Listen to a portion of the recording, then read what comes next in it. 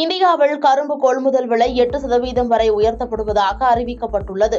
குறைந்தபட்ச ஆதார விலை உட்பட பல்வேறு கோரிக்கைகளை வலியுறுத்தி விவசாயிகள் போராட்டத்தில் ஈடுபட்டு வரும் நிலையில் கரும்புக்கான கொள்முதல் விலை உயர்வு அறிவிப்பு வெளியாகியுள்ளது. தற்போது கரும்பு கொள்முதல் விலை குவிண்டாலுக்கு 315 340 அதிகரிக்கப்பட்டுள்ளது. இதுகுறித்து பேசிய மத்திய அமைச்சர் அனுராக் தாக்கூர், விவசாயிகளின் நலன் மற்றும் விவசாயத்தை மேம்படுத்தும் நோக்கத்திலேயே எங்களது அரசு இயங்கி வருகிறது. வரவிருக்கும் கரும்பு சீசன் அக்டோபர் 1, 2024 அன்று துவங்குகிறது. அதன்படி அக்டோபர் 1ஆம் தேதியிலிருந்து செப்டம்பர் 30ஆம் தேதி 2025ஆம் ஆண்டு வரை புதிய விலை அமலில் இருக்கும் என்று தெரிவித்தார். தொடர்ந்து பேசிய அவர், கடந்த ஆண்டு கரும்பு கொள்முதல் விலை குவிண்டாலுக்கு 315 இருந்த நிலையில் 2024-25ஆம் நிதியாண்டில் இந்த விலை 340 உயர்த்தப்படுகிறது என்று தெரிவித்துள்ளார்.